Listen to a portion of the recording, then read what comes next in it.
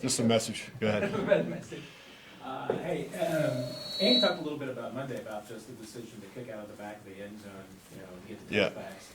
Is that kind of how you still feel until maybe this thing settles in? We weren't really trying to kick touchback. We were just trying to put it in the end zone. They have the decision either to come out with it or take a touchback. So we put the decision on them. If we want to just kick touchbacks, we'll hit it out of the back.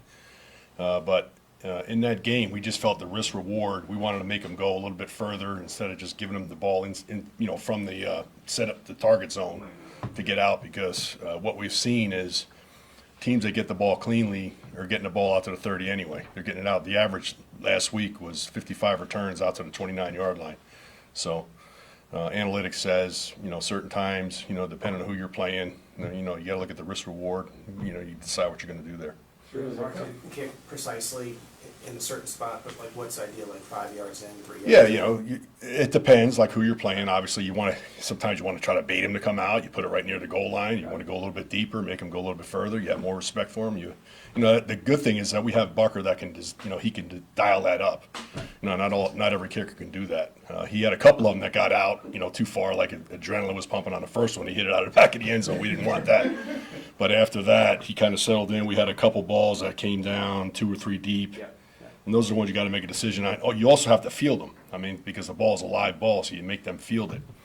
So that's the goal on that. When it, like perfect conditions, no wind and stuff like that, what's his little zone he could put the ball in? In those things? He could certainly go right and left and middle, and I'm talking like a third of the team of the field. He can do that. But what we're trying to do is make it skip. Ideally is one that lands on the 5, from the 5 to the goal line that skips into the end zone, and they don't field it, and you get the ball at the 20.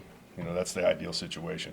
Or something that's really hard to field, and they bobble it around and creates hang time. The guys are going as soon as the ball hits the ground, and we get them inside the 20. But you don't want to give them a ball directly into their hands, if you don't have to.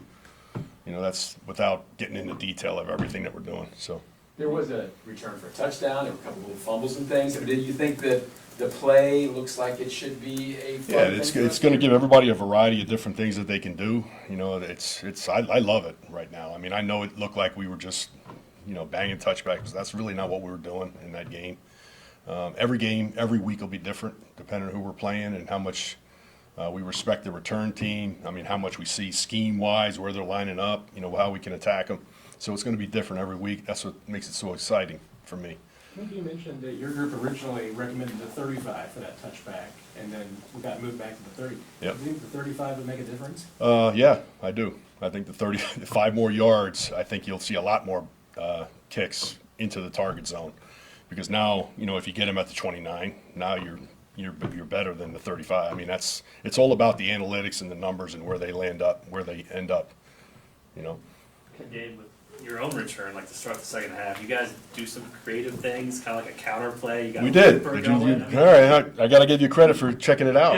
Because it was a counter. We ran a counter. We showed one thing and then came back the other way, and we almost popped it. Unfortunately, we had a holding call on that play. That was the one where McCall almost came, popped through the middle. Probably one block away or one decision by him away. Unfortunately, we got the holding call, but after that, they kicked touchbacks. They kind of know. Some teams are pretty conservative with this, but have you had fun kind of reimagining what? Yeah, for sure. It's fun. It's fun thinking about how to attack a team and and what you're going to do in a return game. So it's all good. How important has Leo become, just across the board?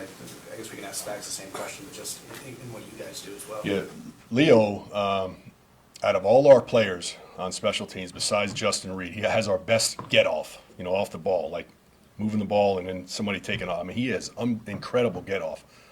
That's why I read something the other day. Somebody wrote that he might be a good defensive. He might, just because of his get off. He's so quick. Not everybody's can do what he does. And he's so powerful too. And he's got leverage with the way he's built. He just can do a lot of things. And everywhere we put him, he just continues to excel. We'll go Nate and then Matt.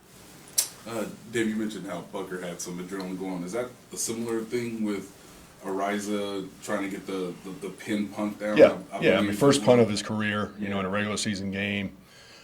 We had 3 punts, 2 of them went touchbacks. Those are the ones, he's got to get better with his touch. I like the hang time, that was important, that was good. The good thing was his third punt was his best punt.